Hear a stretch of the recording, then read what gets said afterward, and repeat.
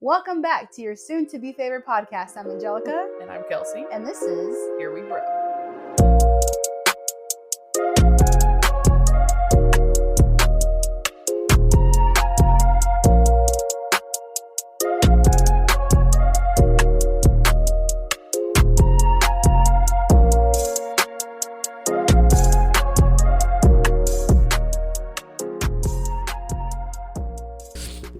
I think I have Cash's cold. Uh-oh. Yeah. Well, hello, everyone, and welcome back to the Here We Grow podcast. Good morning. If it's morning for you. Yeah. Well, when this comes out, it'll be morning. Yes. So good morning. Good morning. Today, we'll be talking about a very serious and important topic.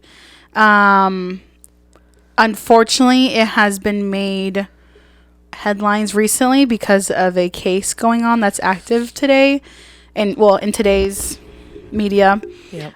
But it should always be just as important and spoken on and relevant. So yeah, it's a huge 100% epidemic that's been happening, and we're here to talk about it. Yes, we're going to talk about it today. It is Women's History Month. Yeah, happy Women's History Month. This is kind of going to be for that. Maybe we'll do more women's history stuff for the rest of this month. Well, maybe not for the rest, but another episode this month. Let us know if you have any ideas for that. If you'd like to hear a topic on something. The quote of the week is... we haven't done that in a while. Quote of the week. Find out who you are and do it on purpose. Dolly Parton. I love that. Me too. Especially because it came from Dolly Parton. I think her husband recently died. I thought you said your... I'm like, excuse me? I said, I think her husband I literally was questioning my life for a moment. I'm like, what are you talking about? Was I asleep? Oh. Yeah, I think her husband recently died. Yeah, he did. Like this week. Oh my God, that's so sad. His name was Carl. I have no idea. I'm so sorry, Dolly. Yeah. R.I.P. to your husband. I feel like she'd still be a badass single lady, though. You know what? So like the other day, Mario, we were hugging up on each other, and I told him like it was lesbians or whatever, a lesbianism, and he was like, "Why?" And so I started naming all these reasons. Like, oh shit! Like, I'm just kidding. No, just kidding. No, but like it's easy to like name all these things he does for me and does because he loves me and he cares about me, and that has in turn, you know. Like I feel protected, I feel safe, I feel seen. You know, you care about me, you listen to me, you don't judge me. You know, like all these things that you provide for me. And I'm not talking like materialistic shit, like that's not what matters. Like you provide all the important things. Yeah. And Peace then of mind. I was watching the Gabby Petito case, and which we're going to talk about a little bit today, and then lead us into our topic. But I told him, I was like, oh, I forgot one important thing is my independence. Like, you did not try to take that away from me. And being in the situation that I was, like, independence for me was such a huge thing. Yeah. And you still allowed me to be as independent as I wanted to. Right. I think that's so important in a relationship. Yeah, like, you don't have to be up each other's asses. You can do your own thing and then come back to each other at the end of the night. Yep. It's a beautiful thing. Yep. And if you haven't experienced it, I'm so sorry for you. Yeah. Okay, so yeah. If you haven't experienced it, you should be. You should be experiencing it. Absolutely. All the things I talked about. Yeah, 100%. Mm-hmm. So yeah, so Kelsey and I watched the Gabby Petito case. If you remember... Yeah. When it happened back in 2021 and all this media coverage on it. I mean, the whole world had their eyes on this case as it was unfolding. I think it also was like she had a very, what's the word? Distinctive name. Like her name is very distinctive. Like it's not a common name. Gabby Petito. R.I.P. Yes. Yes. But yeah, like it was very distinctive. Like you don't know anybody else, nobody famous with the last name Petito. So like just seeing the word Petito in the news, you knew exactly what they were talking about. Right. Yeah. But I remember it while it was going on. I remember it being huge. I didn't really like look into it myself, but like if I would see it on social media, obviously I would hear the little snippets I would see on social media. Oh my God. Me and my coworker, we were like, we had our own ideas. We were speculating, like even before, you know, he had gone all missing. This happened in real time. Yeah, it was, I hate to say this because it sucks that it was such a infatuation, for lack of better word. Yeah. I'm so sorry for the families that this actually happened to. It's incredibly so sad. But yeah, like to see something like that unfold in real time. I mean, it normally was you hear about crimes after they've happened, right? And this was like, oh my God, she's missing. An ongoing thing. God, the boyfriend's back. The internet sleuths were on it. Oh my God, the parents aren't talking. Oh my God, the parents are going somewhere. Right. Yeah. I mean, there was people outside of their house every day. Like it just blew up. And so that's kind of the topic for today, is that non-white women receive disproportionate amount of resources, coverage, media, police resources. Yeah. And that's what's the most unfortunate in this country and in Canada. I would like to mention something I thought while we were just talking a second ago about how crazy the case was and how like worldwide it was. Yeah. I would not only blame the media for that, for the fact that Gabby Petito's story got so much attention and others don't. I would also blame social media for that, because it became a sensation because of social media, because people were able to watch other people's TikTok videos and like see if they could pinpoint the van, and you know what I'm saying? Like, well, yeah, but it starts with the media, right? Because how would people know that she was missing True. if they hadn't seen it on the news or Totally heard about true. it? Totally true. But yeah, But like if social media didn't exist, it would not have gotten as big as it was. Well, that's as many people wouldn't know about it. Right. Well, that's what I'm saying. If, you know, Native American, Indigenous people, brown people, black people received that much coverage on the media, maybe their cases would blow up on social media. On social media, people would be more interested in it and then blow it up. Yeah, that's true. So, I mean, it's all of us. It's all of us. I think, like, to your point, the media was giving the public so many details that people could take them and run with them and be their own detective. Exactly. Yep. Whereas in other cases, we may see coverage of this missing girl, but what details do we have? None. She was last seen on a road that's nowhere near me, or in a state that's nowhere near me. And this is what she was wearing, and this is what she looks like. Okay, well, I mean, I'll share it on Facebook. I'll share the post, but there's no details. Like, there's no way that people can jump into the case and be like, oh my God, let's find her, unless there's more details. Yeah. And again, that's the media's fault for sensationalizing it and like really giving the public what they wanted to sensationalize it. Yeah. But I mean, like the detective said on the Guy Petito documentary on Netflix, I mean, this is a unique case because every case is unique, but there's so much like this all the time. This is not abnormal. Yeah, and it's just unfortunate. This type of thing is not abnormal. Yeah, so if you've been living under a rock for the last 4 years, Gabby Petito was a... How old was 22? 20, yeah, she was 22 years old. She turned 23 before. Yeah. We'll just say 22-year-old. Yeah.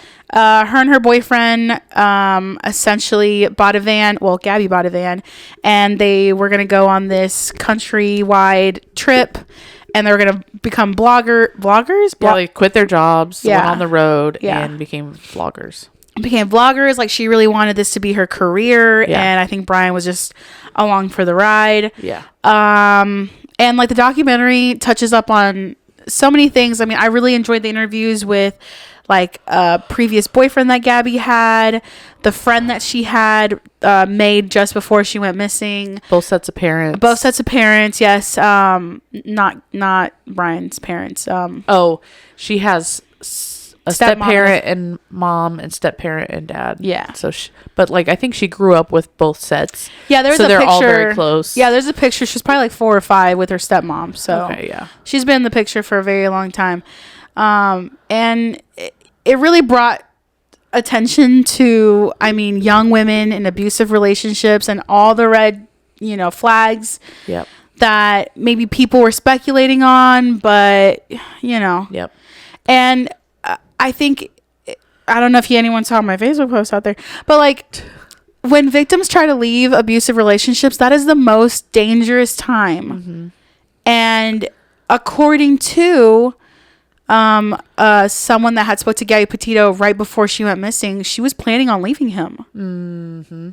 And that broke my heart because it was like before she went on this country, you know, road long vlogging thing, she loved him so much. Obviously, I mean, she overlooked many red flags, as some of us do. Yeah. And I think when it was just her out there away from her family and a lot of her friends, and it was just him and her all day every day, she started seeing all these things that she's like, you know what, I don't want to deal with this anymore. Well, and like I think another couple said, like, being a roadie like this is not for every couple. Yeah. Because you are constantly on top of each other. You don't leave and go to work and see each other at the end of the day. There's no break. You don't break. leave and go to the nail salon and come back to each other. Like, there is no break from each other. Yeah. And that makes everything in this type of situation amplified. Yeah. And like the fact that she waited till Brian had like flown back, so that she was able to text someone and essentially tell them like her escape plan and how she wants to break up with them, she wants to leave, and she wants to end this. And oh my God. Okay. Yeah. So there's so much footage of them together, outtakes. Did you know that they only had one video up on YouTube? I, for whatever reason, thought that there was multiple, but no, she just made the one. Wow. She just made the one. Yeah, I know. That goes to show this went wrong very quickly. Very quickly. Unfortunately. But there is this clip that was on the documentary. We're not going to play it, obviously, but Brian would give her a bunch of things. She'd get so upset with the way he would treat her.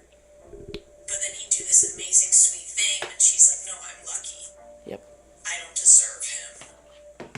Gabby had one of the strongest heads on her shoulders. But when it comes to somebody that you love and believe is going to be the person you're with for the rest of your life, and they shower you with all these amazing things, it can make you blind to see, oh, he was just making you cry earlier today. He was just making you feel like unworthy of his love, just to then turn around and be like, look what I did for you. oh my God, if I could not relate to that more. I mean, she was describing the trauma bond cycle, the chemical reason why when you get to the good part, it is addictive. Mm-hmm. And you forget about... You totally forget. It's like taking a drug, literally. Mm-hmm. When you take a drug, what happens? You forget about all the painful things and you feel euphoric. That's what it's like when you get to the good part in a trauma bond cycle. And when you're in the bad part, you can't wait. You'll do anything to get back on the good part. Yes. Not leaving. No. Getting back to the good part with that person. Yeah. Because you have a chemical, like, attraction to them. Oh my God. So sad. What were you going to say in relation to yourself about that? Well, just because I could not relate more. Like, I remember being in that abusive relationship and, like, them buying you flowers. And it's, oh, my God, he got me flowers. Oh, my God, he made me dinner. And it's like, girl, that's normal. He's supposed to be doing that. And not after. And not after he broke your heart. Yeah. Not after you caught him cheating on you. Not after you just disrespected the shit. Not after he just hit you. Not after he just pushed you. Like, I was going to say, there's a podcaster that we listen to, and she references this situation pretty frequently where her abusive ex-boyfriend threw like a margarita glass at her and like cut her face. Mm-hmm. And like later that day, like bought her flowers. And she was like... She posted on Facebook. Yeah. Like, oh my God, he bought me flowers. Yeah. And it's like... That's the same day he just busted your face open. You forget about it. Yeah. And because she was in a trauma bond cycle, it felt euphoric to get back to the good part. Yeah. So wouldn't I? And so just imagine, like, I mean, there's probably red flags before they went on this trip. Yep. And I think she talked about it. Her friend Rose was like, maybe... Or not Rose. That other girl that was on there. Oh. This is before she met Rose. Before they left to Florida. She said that, or maybe it was her mom. Sorry. Maybe it was Gabby's mom that said they were already kind of rocky, or kind of like, are we dating? Are we not dating? Oh, yeah. And she thinks that this trip, like moving her down to Florida, was probably like Brian's last ditch effort to like ensure that she stays with him forever. Yeah. And so they get to Florida, they live with his parents, and the fact that she feels like she's walking on eggshells with his mother. Yeah. And she's treating Gabby very poorly. Yeah. And Brian even like says, oh yeah, she's been like that since childhood. Like, what? Okay, whatever. They finally move out, get their own place. She makes this friend. Brian's very jealous of this friend because Gabby's spending all her time with Rose. And Yep. And Rose said that when they would be together, it felt like Brian was the dad, like watching over the kids. Yeah, at one point they were gonna go line dancing, and she couldn't find her ID, and turns out that Brian had stolen her wallet so that she wouldn't leave. How many times have we firsthand experienced that with people we know? Yep. They try to control you. Yeah, and even at the end of your relationship, after you had called it quits, that person was still doing things like that to you, trying to prevent you from leaving. Yeah. And then there was a point where she was working at Taco Bell because they needed money. Yeah. And he hated that she worked at Taco Bell for whatever reason. Like, I don't know what he had against maybe like fast food workers or something. He like called them lowlives. And then he called her mom. He wasn't working, was he? I don't know. It didn't really talk about that. Yeah, he called her mom and was like, she's hanging out with these people and they're not good people, and basically convinced her mom that she was not in good company. It was probably because there was guys at her job that worked with her. That's probably what it was. Well, it reminded me of the day shit hit the fan in my relationship, how my ex called my mom. Yeah. And I'm like, what? Triangulation. Oh my God. Like, why would you do that? Yeah. If you're going to call her, not about me. Okay. So they were on this trip, and I won't go through all the places because I forgot what they're called. Yeah. And also, like, kind of just the end is really what's important. Yeah. So she's missing. Brian comes back home, tells people that Gabby still has the van out there. Well, what's interesting is he flew back. Hang on, that he flew back in, but the van's at his parents' house in the driveway. So one thing that is interesting before that is that her mom is the one who figured out she was missing. Brian did not report her missing at all. Mm-mm. Her mom got worried because she wasn't answering text messages for multiple days in a row, like 11 and started days calling straight. the police. And then when the police started looking into it, that's when they figured out that Brian was home. So Brian, if he was even trying to be not guilty, the first thing you would have done is reported her missing. Right. But you didn't. You didn't even contact her family. Mm-mm. I mean, we later find out that the same day, I mean, spoiler alert, he kills her. A cause of death was trauma to the head and strangulation. So that is not an accident. That is not, because he then later says that they were walking through some water and she got like hypothermia and she was in pain and was begging to be put out of her pain. Like, bullshit, Brian, you piece of shit. So yeah, he wrote that on a letter. He gave her mercy. He wrote that on a letter to try to, like, quote unquote, explain everything that happened. Right. But, like, you're in your van, drive to the nearest medical, like, you're not in the middle of nowhere. Right. Well, so the same day that he kills her, the next day he calls his parents. His parents call a lawyer. They give He's on the phone with his parents for like an hour. Yeah. They give this lawyer like a $25,000 retainer. Yeah. Which, if you're innocent, dude, or didn't do anything wrong, that's a crazy amount. Yeah. He's using both phones to text each other as if she's still alive. Like, he's creating an alibi. Like, dude. Yeah. This is something I would tell my ex all the time. Money. If you're innocent. He sends himself money from Gabby's account. It uses her card to buy gas. But something I would always tell my ex is, if you're innocent, then stop acting guilty. Yeah.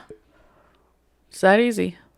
Yeah, so just a bunch of bullshit. The cops go there, and what's so frustrating is that the parents are in New York and this is happening in Florida, and so you have different jurisdictions, which is actually a cause of concern for the cases, or the case we'll be talking about later. But yeah, plus it's like the place where they were last seen. Yeah, so it's like three different places states. and it's like, whose jurisdiction is it? Like, what do you want me to do about it? All these phone calls are being made, communication may get lost, but eventually, thank God, they stay on top of it and they're like, something's going wrong here. Like, something's wrong. And yeah, like at one point, like his mom, Brian's mom, wrote him a letter and was like, burn after reading. I would bury a dead body with you. Like, bitch, this is too much. Yeah. It's giving cut the umbilical cord. Yeah. Yeah, it's so bad. I mean, he eventually goes on a quote unquote hike, but I believe his parents knew that he was going to go and commit suicide. I believe so too. Because they were real quiet until they knew it was time to go looking for him. And then they found him. And how did they... Right. But also, how did he escape the house with people protesting outside? There's media coverage outside. How was he able to escape without anyone noticing anything? I bet his parents... His parents helped him. Yeah. So, yeah, he goes and commits suicide, and he shoots himself in the head, I think it was. Yeah, I believe so. It was gunshot wound to the head. Gunshot wound to the head. And so his parents just so happened to be the ones to find his remains and his notebook and all this stuff, and no justice for the family. Right. No explanation to this day. His parents have not said a single peep. Nope. His sister was a little bit vocal. She was. She was in a tough position, I'd say. She was in a tough position. I kind of believe her when she says I knew nothing about it. I kind of believe that. Yeah. I mean, she did throw her parents under the bus at some point in one of the interviews. She did? She was kind of like, I don't remember what she said, but the interview where she's in her front yard. Yeah. She was like, if I knew something, I would tell you. I've been texting them and they've not been texting me back. And like, that's very incriminating if you won't even text the daughter. Like, yeah, but if I knew about it, that's something I would say. Hey, I don't know anything. I'm out of the loop too. Yeah, true. I feel like she said something else. I just can't remember what it was. No, I'm on your side. I do believe she really didn't know anything. She said something that was like against her parents, like, for lack of better words, like mean about her parents. Yeah, I mean, she was saying like, I thought it was weird when she said something like, my kids are losing an aunt. And I'm like, but you guys didn't really treat her that well though, even when she was down there. Like, how could you say that? An aunt? They were only together for like a year and a half. Right. Barely engaged. Like, it wasn't like, I don't know. Way to make it about your kids and this girl's still missing. And maybe I don't believe her now that we're talking about it. I don't know. It was a weird comment. It came off genuine, but at the same time, like, no. I don't know. Like, she just wanted to turn the sympathy around to her. Right. Or no. Anyway. Yeah. Oh my God. Okay. So at the end of the documentary, they talk about how we talked about earlier, how white women receive a disproportionate amount of media coverage and police resources, and it's very unfortunate. Not saying that she should not have gotten the coverage she did. That's not what anyone is saying. Right. Every victim deserves that amount of coverage, if not more. And that's actually the point, is that every victim should be getting that much coverage. Right. At least. Right. If not more. Yep. But that's not reality, unfortunately. So, should I talk about facts or go into the Emily Pike story? I think the Emily Pike story first and then the facts, because we don't know a whole lot about the Emily Pike story. Yeah, because it's do that first. Okay.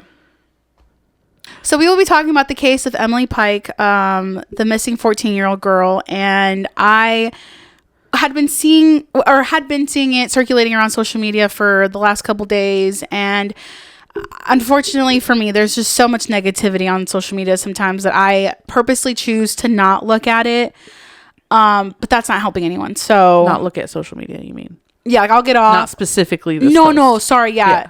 I'll just get on Reels and laugh my butt off. Yeah. So Reels are much more lighthearted than everything else, unfortunately. I can't. But in honor of Women's History Month, and especially because it's happening today, I wanted to talk about it. And I got majority of my information from the podcast Voices for Justice, who is by Sarah Turner. Oh my God, please. Yep. Okay. Sarah Turner Do you know who that is? No. So her sister, and I don't know why her name is escaping me now. So Sarah Turner had an older sister named Alyssa Turner who went missing. Oh. And she herself, and it's been speculated, and it's been otherwise proven that her father killed her sister. Oh my God. Yeah, it's a horrible case. Maybe one day we'll talk about it. But I remember when I first learned about the case, like she had went to like a diner with her dad and she was recording him and she was trying to get him to admit what he did. And he, like, if you kind of read between the lines, he basically admits it. Oh my God. She was a teenager. He thought that she was rebellious and he just, in the middle of the night, I think he like took her somewhere and murdered her. And then the next morning, just all the pictures of her were gone. Like he was just trying to erase her. Oh my and God. It was horrible, horrific. But anyways, Sarah Turney has since been an advocate, for just the lesser heard voices. Yeah. And she has this podcast now. She's worked in the foster care system.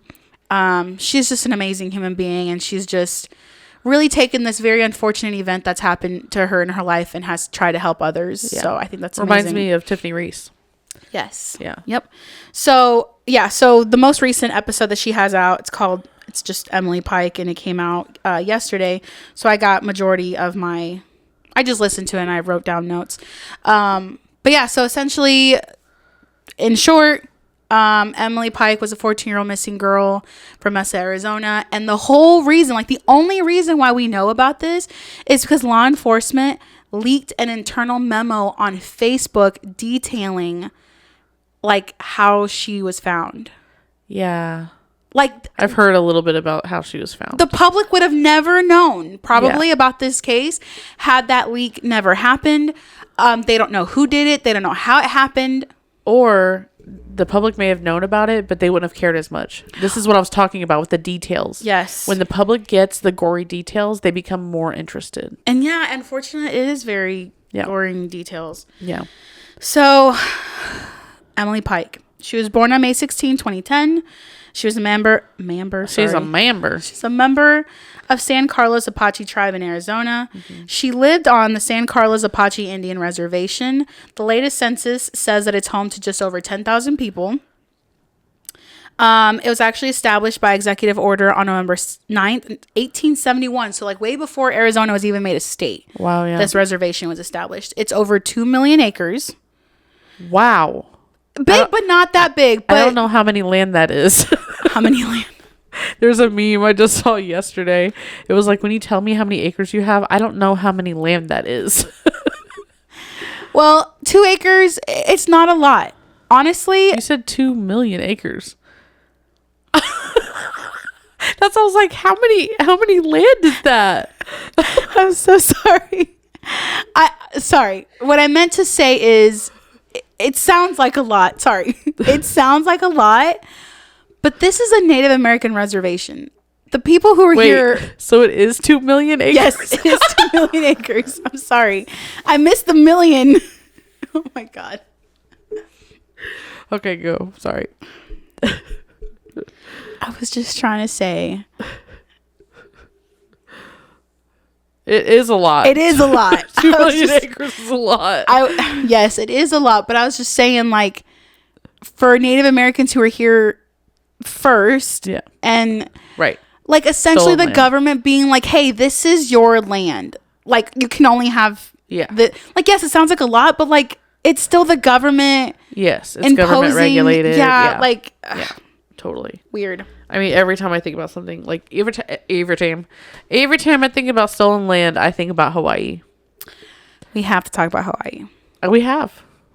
On the AAPI episode that we did. It was like episode 5 or something. Yeah, go check that out. Yeah. Okay. So Emily has been described as happy, loving, passionate about art, specifically painting, and she planned to go to college to pursue a degree in art. At some point, we know that she was moved about 3 hours west from the reservation into a group home in Mesa, Arizona. But she still maintained a good relationship with her family. Okay. Sarah Turner was saying, like, she doesn't understand why in the media they say she went into a group home. Like, the wording around it is also very strange because she's essentially they're essentially saying she went into foster care without saying she went into foster care, which that can be like complicated. Like, why did she go into foster care? Right. What happened? Typically something substantial happened within the family as to why she had to be moved. Right. But we don't know any of those details, unfortunately. Also, the name of the group home has not been released to the public, but we do know that it serves girls ages 7 to 17, and they take referrals from the Arizona Department of Child Safety, or DCS, and Tribal Social Services. A spokesperson for DCS said that Emily was not in the department's care, so it's most likely that she was in the care of the Tribal Social Services. A woman who said that she had lived in the home for, I think it was 4 years, and had spent an unspecified amount of time with Emily, said that Emily had told her that she was there because she was struggling with her mental health and she was seeking better services than her reservation was able to provide. Okay. But that has not been corroborated. But also, like, at 14, like, could you imagine, like, even verbalizing that? Yeah. I find that a little strange to believe. Sorry, I don't want to speculate. Yeah. We're going to speculate anyway, though, because... Anyway. anyway. I mean, there's not very many facts known yet, and so... Yeah, I mean, when you said that quote, I thought in my head, like, wow, that's very mature of her. I know. To, like, and I'm not saying for she... herself. Yeah, no, I'm not saying she was mature. That's not what I'm saying at all, but, like... Me as a 14-year-old, I wouldn't be using like, that language. Good for her for if that was the case, you know? Right. So let's see. So according to the Mesa Police Department, she had been reported missing from the home 4 times beginning in 2023 around the age of 12, starting at the age of 12. 3 reports are from 2023 and 1 included another child. The 4th and last time was on January 27, 2025. She was in the home when they received visitors from a local church group, and at some point she left the home. According to a report, she was last seen at 7:45 p.m. Her house manager reported her missing to police that night as a runaway. It is believed that she left on foot and it was dark outside. Her alleged roommate said that she believes Emily left to go meet up with the boy who had been teaching her guitar lessons. And that the church group kind of served as a distraction that night. Okay. She either left through a back door or a window. As with most cases of teenage runaways, there's not a lot of police urgency in the beginning, as they do expect a lot of them to just come back. Yeah. Which is unfortunate. So that's kind of what happened here. There was a delay in reporting her missing to her family. This pissed me off. Her family didn't find out until a week later, when her mother received a phone call from Emily's case manager. Oh my God. She had been missing for a full week before her mother knew. So I don't know if, like, in the group home, you know, we don't know if she had a cell phone. Like, we don't know if she was able to call to her family. Yeah. We don't know if, you know, daily calls were a thing with them. I mean, I know every family's different. Yeah. I mean, I contact my mom every day, but I know that's not the reality for a lot of people. Yeah, and we don't know why she's in the foster home. And maybe they have a tumultuous relationship. Yeah. Maybe they're not allowed to contact each other. Yeah. But that's just crazy. Like, could you imagine? Yeah. I'd be very upset. I would be so confused. I'd be like, I could have helped a long time ago. All right. There was also not a formal search, and she did not meet the criteria for an Amber Alert in Arizona. I don't know why she didn't meet the criteria. I guess I don't even know what the criteria is. She's missing. Do an Amber Alert. I bet there's an age limit on Amber Alerts for the same reason that they are not urgent about teenagers missing. And then right. Unless there's, like, extenuating circumstances. Right. I bet there's an age limit. Flyers were made and distributed in Mesa area and online with limited details. At the end of February, like I said, an internal memo had been leaked to the public. That's when they had already found her. Yes, when the memo came out. Unfortunately, at the end of February. It was somehow posted to it's spelled Gila, but I've heard it pronounced Gila. Gila River Sheriff County Office Facebook. They have not commented publicly about the leak or how it happened. This internal memo explained that... Trigger warning. Yeah, trigger warning. Her head and torso were found in trash bags, but some remains are still missing, and there is visible trauma to the head and face. It contained a photo of Emily of where and how she was found. Could you imagine seeing that on Facebook? Just like scrolling Facebook and the police station posting it. Oh, God. Honestly, I feel like whoever leaked it, they did it intentionally.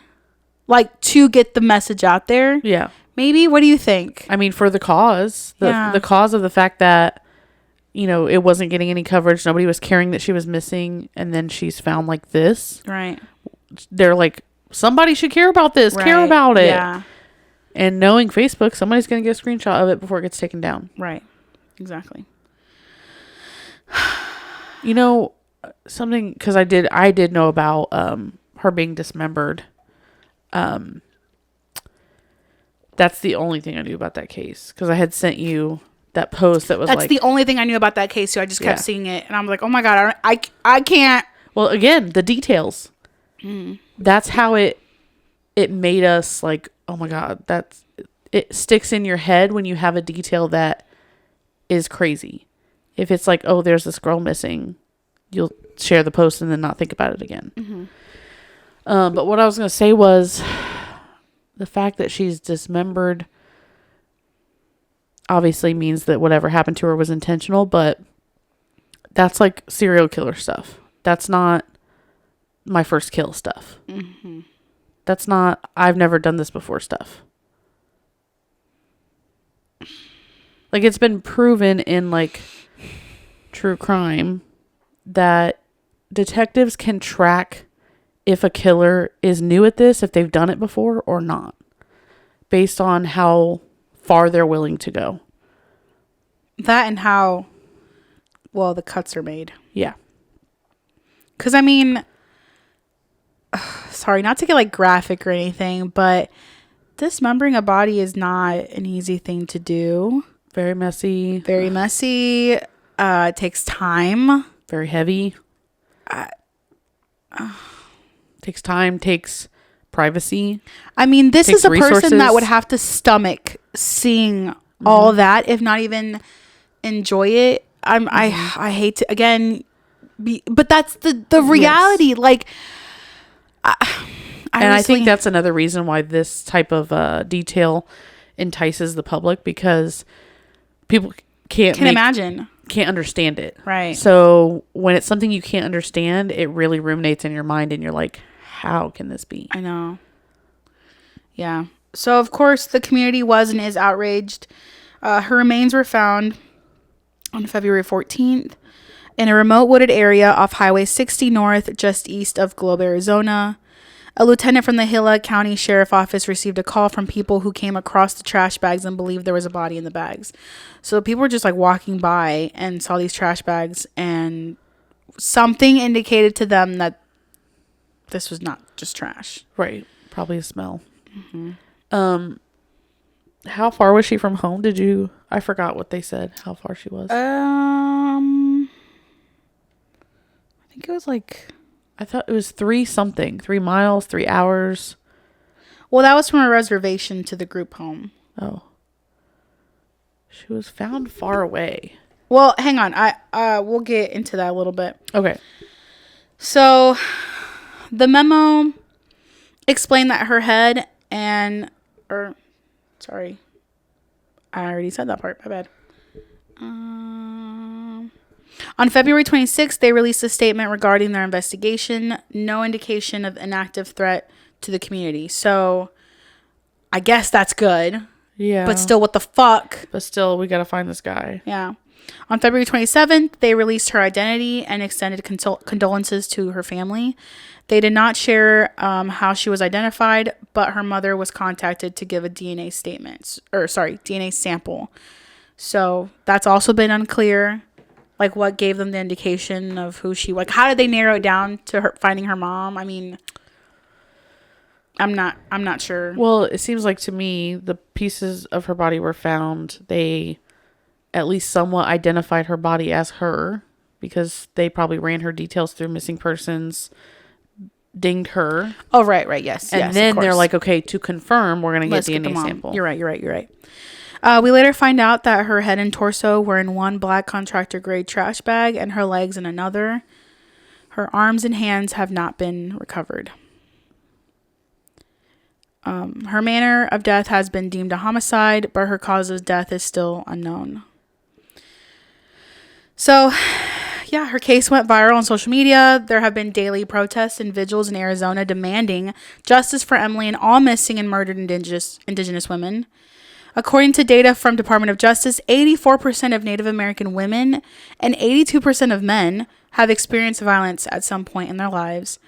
One of the issue that is prevalent in MMIP cases, sorry, that's just MMIP cases. I don't know why I attached another C there, but as with Emily, kind of like we talked about earlier, is jurisdiction. When Emily was reported missing, her case was assigned to the Mesa police. After she was identified, the Gila County Sheriff's Office became involved, and the San Carlos Apache Tribal Police were also assigned to the case. The FBI and the Bureau of Indian Affairs is now also involved. It just makes following the chain of command confusing, and as a result, it could lead to errors and miscommunication between the departments. At demonstrations, people have also been rallying and pushing for a new type of Amber Alert system that law enforcement, Amber Alert system just for missing American Indians and Alaskan Natives, because they don't receive as much attention. Right. Her mother stated that law enforcement told her that there are 3 possible suspects in the case, but law enforcement have since denied they are considering anyone a suspect at this point, but are working on some leads. So I don't know why they backpedaled there. As a mother, why would you lie about that? You know what I mean? Like, yeah, I don't know. I can't make sense of that. I don't know. Yeah. Her alleged roommate thinks that Emily may have encountered foul play on her way back to her family on the reservation. So here it is. So she was found an hour and a half east of her group home, and had she continued about another hour east, she would have been at the reservation. So maybe she could have been heading back home, and that's where this happened. Yeah. Also, Sarah Turner, when she was talking about working in the foster care system, because people have been like, well, did someone saw her leave the house, like the group home? How did this happen? How was she not alerted quicker? Yeah. Sarah explains, like, you cannot physically stop them from leaving the home. Yeah. She was telling, like, on the podcast, she was saying, like, we have been trained to essentially, what word did she use? Like, hold a child. Like, but it has to be like extenuated circumstances. Like, it has to be like if they're gonna harm themselves or others. Yes. If it's not contain, I guess. Okay. Detain. Yeah. Detain. And if it's not that, there's absolutely nothing they can do. Right. So, like, you know, even if the roommate had said something to the manager or whatever, there's just nothing they could have done at that point. They just had to let her go. Who knows how many kids are in that home and all kinds of stuff. Yeah. So, I mean, she left. She went to this boy's house, which, again, we don't know who he is. We don't know who the boy is. We don't know if that's a true story.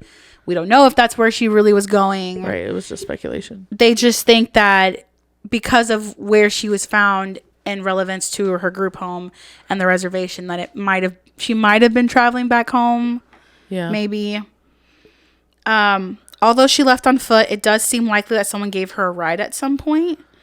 Per her roommate, the boy had been giving Emily guitar lessons, but again, we know nothing else. And that's it. That's all we know. Oh my gosh. That's insane that that's all we know. When was the leak? At the end of February, I want to say. So this was just like a week ago. Mm-hmm. Yeah, it's been going on this past week. Yeah, so there's more information to come out, hopefully. Yeah. Hopefully they're doing their due diligence. Hopefully they find this guy. I like how you said guy. Oh, it's 100% man. 100%. Statistically, it's 99.9% a man. Yeah, I get it. I'm not arguing with you. Yeah, I know. I'm just really driving that point home. No, I understand. Yeah, I can't even imagine the horror of her family understanding how she passed away, or trying to understand how she passed away. It's so graphic. It's so heartbreaking. It's unnecessary. Yeah. It's Barbaric. we just I mean, we can sit here and speculate all day about what could happen or what, you know what I mean? Like, it's horrific. It's awful. And yeah, I hope more information comes out that the family can try to get answers and understand what happened. 14 years old. Yeah. So young, so full of life. Already had gone through so much in her short life. And yeah. Okay. Yeah, what else you got? So, this is off the nativehope.org website. Missing and murdered Indigenous women, MMIW. Earlier I said missing and murdered Indigenous people. I've heard it both ways. I wonder if that's synonymous with each other. Yeah. Across the United States and Canada, Native women and girls are being taken or murdered at an unrelenting rate. So here's some facts. There is widespread anger and sadness in First Nations communities. Sisters, wives, mothers, and daughters are gone from their families without clear answers. There are families whose loved ones are missing, babies growing up without mothers, mothers without daughters, and grandmothers without granddaughters. Oh, that hit me. For Native Americans, this adds one more layer of trauma upon existing wounds that cannot heal. Communities are pleading for justice. The National Crime Information Center reports that in 2016, there were 5,712 reports of missing American Indian and Alaska Native women and girls, though the U.S. Department of Justice's Federal Missing Person Database, NAM-US, only logged 116 cases. Out of 5,000? 5,700. What in the fuck? Yeah, that's why this is so important. That's why this movement is important. This is just so sad. So in some of the protest pictures, I don't know if you've seen, there's been like a red handprint covering their mouths. Have you seen that? Yes. So a red hand over the mouth has become the symbol of a growing movement, the MMIW movement. It stands for all missing sisters whose voices are not heard. It stands for the silence of the media and law enforcement in the midst of this crisis. It stands for the oppression and subjugation of Native women who are now rising up to say, #NoMoreStolenSisters. So why is there widespread silence on the MMIW issue? There are numerous reasons, but at the forefront lie issues stemming from the Indian Relocation Act and federal policies. Many Native Americans do not live on the tribal lands or reservations, only about 22%, and many frequent a lifestyle of transience between tribal and state lands. This presents a variety of crucial issues involving reporting policies, jurisdictional complications, and the communication and coordination problems between agencies, kind of how we talked about earlier. Yeah. Native Americans residing in urban areas have few resources linked to their culture and tribal community. Many urban Indians, people living in cities, fall into a #pipeline of vulnerability, end quote. I said hashtag. I meant quote. I'm so sorry. People of color, people experiencing poverty, people coming out of the foster care system, people lacking resources or family, people isolated emotionally, physically, or psychologically. According to Janine Kaminotti, executive director of the National Urban Indian Family Coalition, quote, "Poverty remains one of the most challenging aspects to contemporary urban Indian life. While I do recognize that a sizable chunk of our population is solidly middle class, every Native American person I know has either experienced poverty or has a family member who is. Housing and homelessness remain at the top of the list of challenges," end quote. Oh, they have symbols here. That's cool. Statistics on missing and murdered Indigenous women. Native Americans today face some extraordinary challenges. These statistics from the Urban Indian Health Institute were compiled from a survey of 71 U.S. cities in 2016. The numbers speak for themselves. Native American women make up a significant portion of the missing and murdered cases. Not only is the murder rate 10 times higher than the national average for women living on reservations, but murder is the third leading cause of death for Native women. Why? Why is that? I wonder if anybody has done any research on why. Probably not, which is why this movement's so important. This is starting as Native people, this is startling as Native people only make up 2% of the U.S. overall population. Yeah. Urban Indian Health Institute reports the youngest MMIW victim was a baby, less than 1 year old, and the oldest victim was an 83-year-old. So yeah, ranging all walks of life. 280 cases were cases of murdered Indigenous women. 128 were cases of missing Indigenous women. 506 MMIWG cases were identified across 71 selected urban cities. Oh, there is an MMIW day. Oh, yeah, I didn't know about that. Well, when is it, though? Okay, so there are two important days on the calendar for the MMIW cause, February 14th and May 5th. February 14th is MMIW National Day of Action and Awareness, which is crazy that was the day that she was murdered. And Valentine's Day. Yeah. What was the second date? May 5th. And that is? It was February 14th, right? I thought it was later in the month because you said the last week of February she was found. Wait a minute.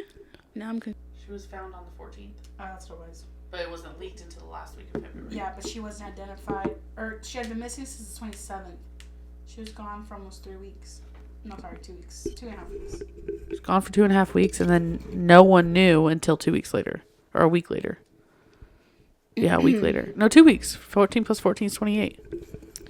So on the 14th, on this day, activist groups organized women's memorial marches around this country to protest class disparity, racism, inequality, and violence against Native Americans. The largest march takes place in Vancouver, BC, and has become a central point in the fight against MMIW. Also, like, how interesting that she was found on that day. You know what I mean? Yeah. On the 14th. Yeah. How we said. May 5th is the official MMIW day and is the most widely celebrated across the U.S. and Canada.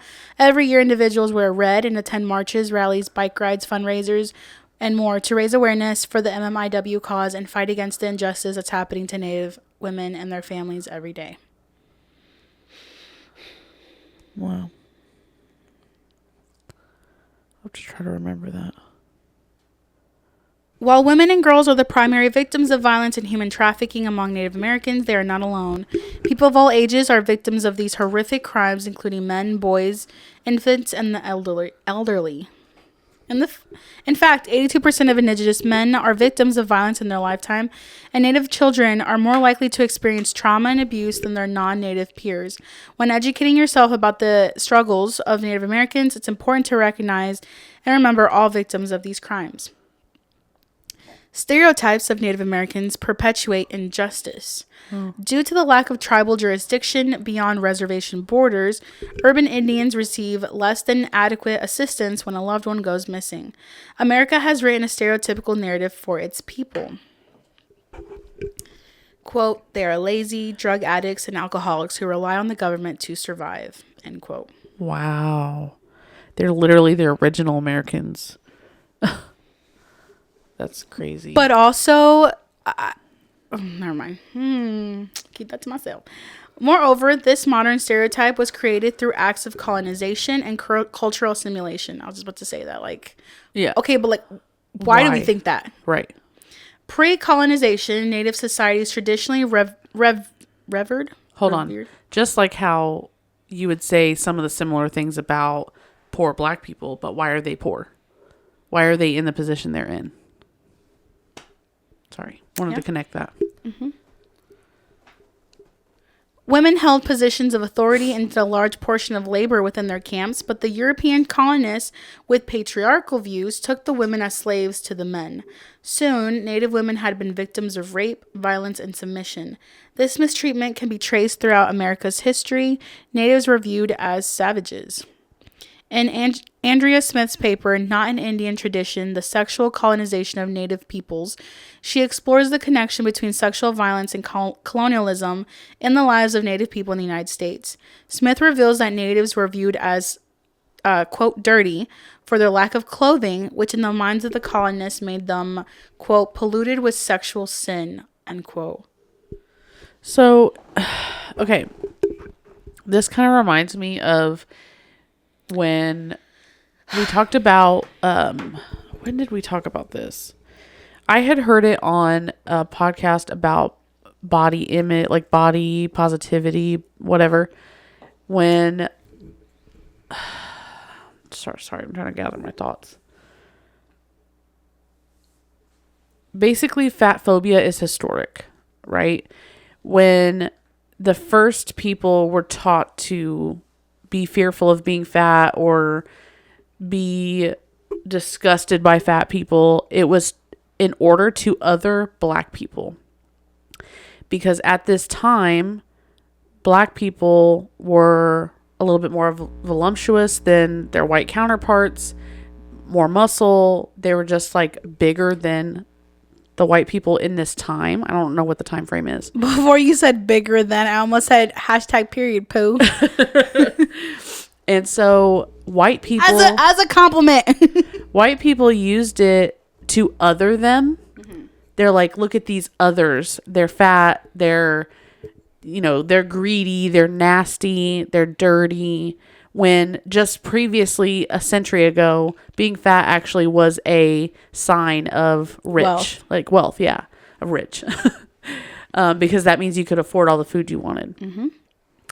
So in this case, whoever painting this stigma, painting this picture of Native Americans is as a cause to other them, to make people, just like with all kinds of other people that are not white skinned. Yep. Ugh. They were seen as less than human, therefore rapeable, because they wore less clothing than the Europeans. I have no words. I have no words at all. Now, when a Native woman is reported missing, these negative stereotypes hinder the search process. Law enforcement tends to turn a blind eye, fail to take the report seriously, and do little to assist. The media rarely picks up on the story, and if they do, there is normally a negative spin on the story, making the victim seem at fault.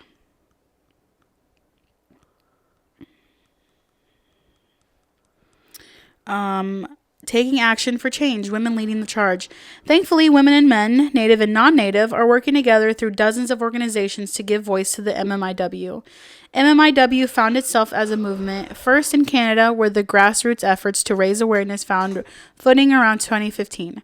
Since this time, MMIW has grown and is gaining momentum. It is because of the efforts of Native women and their families this crisis is gaining momentum. Women are finding innovative ways to sound their voices on this issue as it is profoundly affecting communities. There has been increasing political attention to this issue. Arizona Governor Doug Ducey recently signed legislation to create a committee on the issue made up of law enforcement, victims' families, tribal leaders, and more. At the federal level, the Not Visible Act was introduced this spring in both the House and Senate, according to a statement from Representative Deb Haaland's office. I totally just added to her name. Yeah. This is the first bill to be introduced by the 4 members of federally recognized tribes. Representatives Deb Haaland, Pueblo of Laguna, Tom Cole, Chickasaw Nation of Oklahoma, Sharice Davids, Ho-Chunk Nation of Wisconsin, and Mark Wayne Mullen, Cherokee Nation. The Not Visible Act would bring together a committee of law enforcement, tribal authorities, federal partners, and more to study and discuss solutions to the crisis of murdered and missing Indigenous women and to establish better systems of coordination. So just to end this, again, still on their website, Native Hope assists in the efforts of those courageous individuals and organizations on the front lines of the MMIW movement by providing opportunities to raise awareness in a variety of ways. Through providing a platform, tools, and resources, Native Hope aspires to assist bringing MMIW awareness to the forefront. In order to stop the victimization of Native sisters, the world must be educated. Then prevention can begin. At Native Hope, we are passionate about raising awareness around Native issues and sharing stories of light and hope. We hope that this guide to the missing and murdered One more time. We hope that this guide to missing and murdered Indigenous women has increased your knowledge and inspired you to speak and work for justice. # No More Stolen Sisters. Wow. Powerful. I knew about there being, disproportionate amount of help or lack of help for Indigenous women. But I didn't know the numbers looked like 5,000 missing women and only 110 cases. Or something like that, 115 cases. Yeah, 116 versus 5,700. Yeah. That's, what percentage is that? I have to look this up.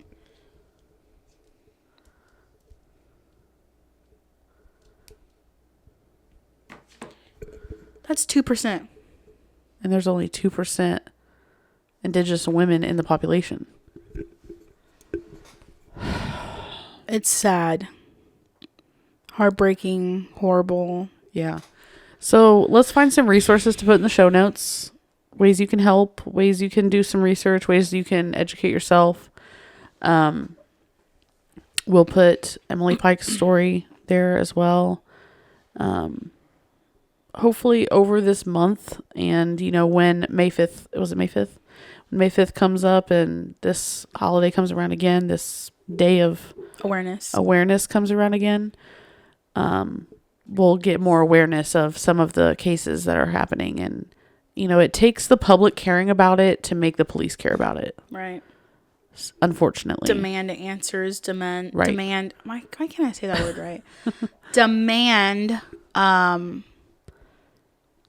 just justice. Search, do something. Put dude. the case in, brother.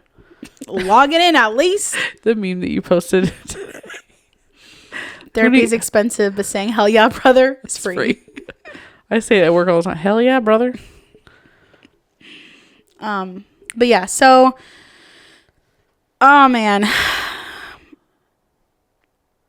Yeah, there's really not much else to say. I mean, yeah, I think we've said a lot. Yeah, we'll find some more stuff to talk about this month in honor of Women's History, and let us know if there's a topic you'd like us to cover, something that really interests you or that is undercovered. We should put a post out or a story and ask people what's your favorite women's history story? Yeah. And then we can talk about it. Yeah, absolutely. All right, y'all. We'll see you next week. Okay, bye. Bye.